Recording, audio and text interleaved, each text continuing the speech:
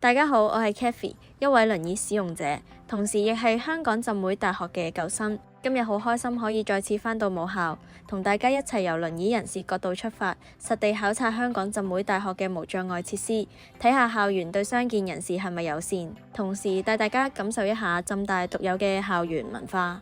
我哋首先由港鐵樂富站出發，由樂富站前往浸會大學，路途都比較平坦，輪椅人士都可以順利抵達校園。行到浸會大學正門，最具代表性嘅鐘樓即刻映入眼簾。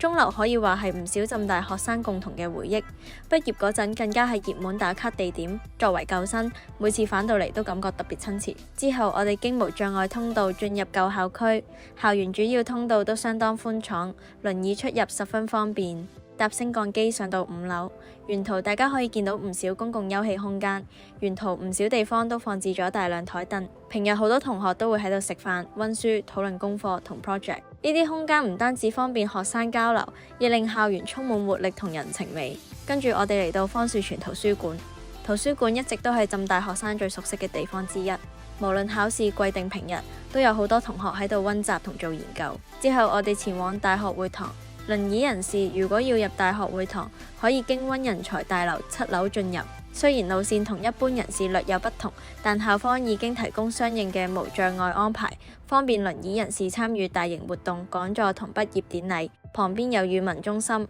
呢度為同學提供多元化語言學習支援，收藏咗唔少英語、普通話同其他語言學習資源，包括教材、參考書、影音教材同自學工具等，方便同學借閱同自主學習。之後嚟到浸大嘅大學禮拜堂，建築設計簡潔莊重，係校園內其中一個標誌性建築物。無論有冇信仰背景，呢度都為學生提供一個安靜思考同沉澱心情嘅空間。接住我哋去到溫人才大樓10樓嘅空中花園，由高處望出去，可以欣賞到九龍塘一帶景色。空中花園環境舒適，綠化充足，唔少同學都會喺度休息同放鬆。而4樓就設有咖啡同學生飯堂，無論想簡單食個午餐，定同朋友聚會傾偈，都有唔少選擇。餐飲設施附近亦預留足夠空間，方便輪椅人士通行。參觀完舊校區之後，我哋前往新校區。首先嚟到永隆銀行商學大樓 WLB 4樓，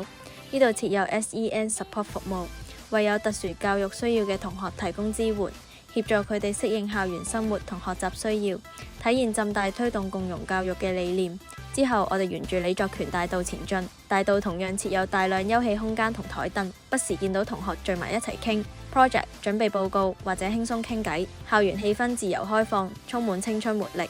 跟住經過社創共享工作室 Triangle、鹽除玉山創意會，呢個地方係浸大其中一個學生聚集熱點，為學生提供一個啟發創意、交流合作同推動社會創新嘅專屬空間。再沿路行去通往 AAB 教學大樓嘅天橋，沿途可以欣賞到色彩繽紛嘅壁畫藝術作品，為校園增添創意氣息，亦反映浸大重視文化同藝術發展。之後我哋到達賽馬會創意校園 JC3。JC3 係近年浸大極具特色嘅教學大樓之一，設計現代化，同時充分考慮無障礙需要。大樓內設有傷健人士洗手間，方便輪椅使用者同有需要人士使用。參觀期間，我亦喺 JC3 地下餐廳享用下午茶。特別想讚一讚呢度嘅職員，佢哋非常熱心主動協助輪椅人士，而餐廳亦設有優先座位，俾輪椅人士充分照顧唔同人士需要。至於食物方面，味道亦相當唔錯，值得推薦。之後我哋繼續前往學生宿舍區，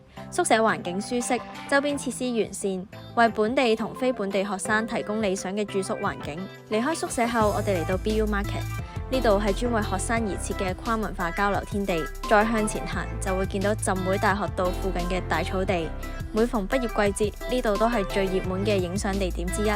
好多畢業生都會着上畢業袍，同屋企人、朋友一齊留低珍貴回憶。作為舊生，每次經過都會勾起好多美好回憶。最後我哋嚟到傳理視藝大樓 CVA， 呢座建築結合傳理學院同視覺藝術元素，設計極具特色，亦係唔少訪客到浸大必到嘅打卡地標。經過今次實地考察，可以見到香港浸會大學喺無障礙設施方面已經建立咗相當完善嘅配套，由升降機、無障礙通道、傷健人士洗手間到學生支援服務，都體現出校園對共融文化嘅重視。無論你係輪椅使用者、特殊教育需要學生，定係希望了解大學生活嘅朋友，相信浸大都能夠為你提供一個友善、多元同充滿活力嘅學習環境。多謝大家收睇今集 Hello Hong Kong，我要讀大學系列，記得訂閱、分享同留言，支持我哋發掘更多香港嘅無障礙景點。多謝，共融香港，文旅無界。我係 HKBU 代言人。